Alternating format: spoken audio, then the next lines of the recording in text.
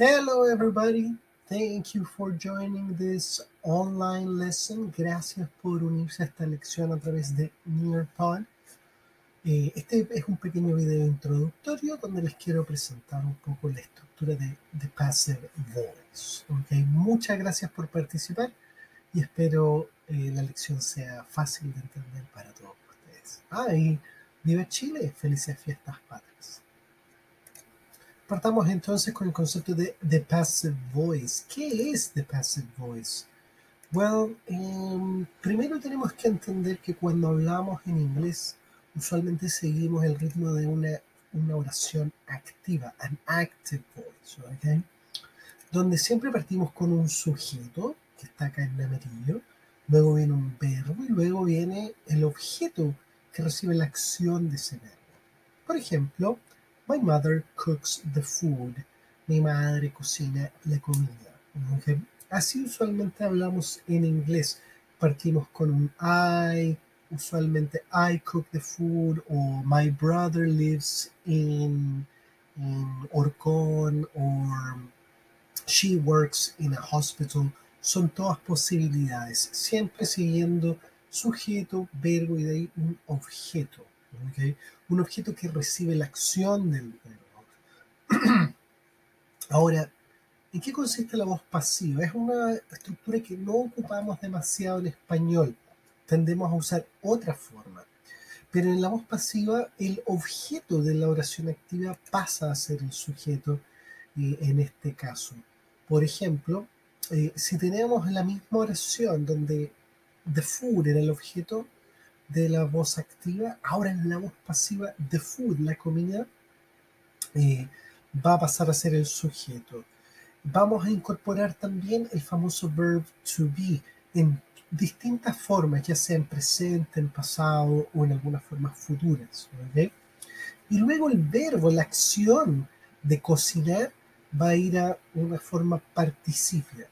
Recuerden, lo comido, lo bailado, el ado, el, in this case. ¿Okay?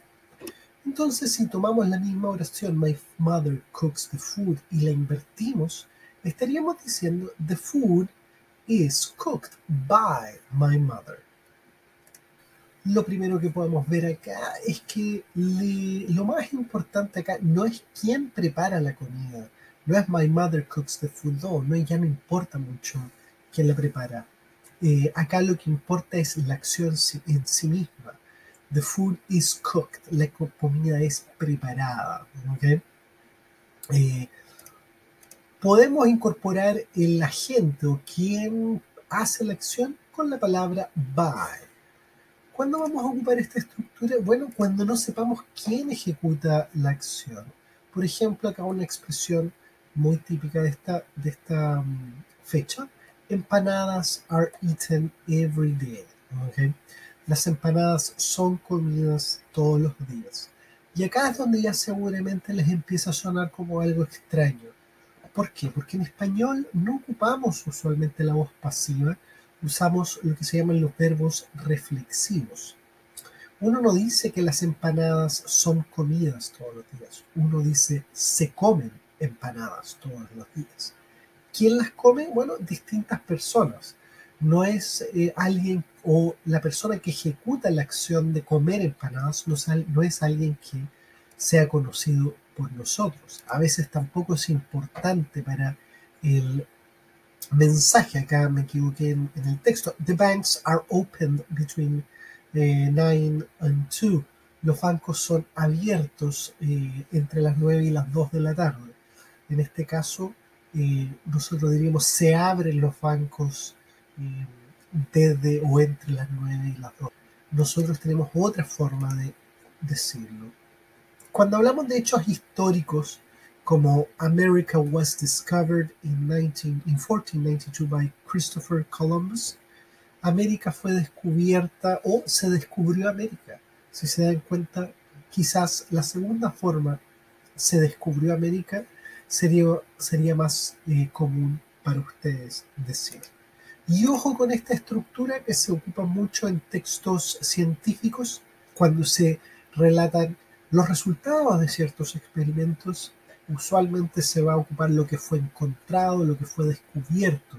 What was discovered or what was found in a study. ¿Okay? Así que ojo con eso cuando tengan que leer esta estructura o cuando tengan que ver distintos papers. ¿Okay? Vamos a enfocarnos ahora primero en cómo estructurar esta forma o la voz pasiva en el presente. Cuando usamos el presente, veamos en una forma activa, someone cleans the streets every day, lo vamos a invertir y podríamos decir the streets, ¿okay? Que es nuestro objeto. Como the streets es un plural, vamos a tener que incorporar el verb to be correspondiente para ese sujeto. En este caso, the streets are. Si fuese singular, the street is. Y nuestro verbo principal, en este caso, el verbo cleans, va a pasar a una forma participia. Are cleaned every day. ¿Okay? En la forma pasada puede ser un poco más simple ocupar esta estructura. Vamos a usar solo was o were, el tiempo pasado del verb to be. ¿Okay? Columbus discovered America. Podríamos decir that America was discovered by Christopher Columbus, right, in 1492. Okay. Ahora vamos a hacer una pequeña práctica y van a realizar un pequeño quiz, ¿okay?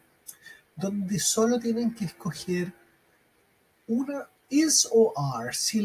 Enfóquense en el sujeto de la oración. En la primera palabra determinen si es que ese sujeto es singular o plural. Is or are. Y luego van a ver que las oraciones que siguen o el verbo van a estar todos en una forma participio. Cuando estuvimos viendo el present perfect, ¿se acuerdan? I have visited, I have seen, yo he visto, I have eaten, yo he comido. Vimos ya algunos de los verbos en el participio, ahora nos vamos a volver a ocupar. ¿Okay? Espero les vaya bien en este siguiente ejercicio. Buena suerte y nos vemos en unos minutos.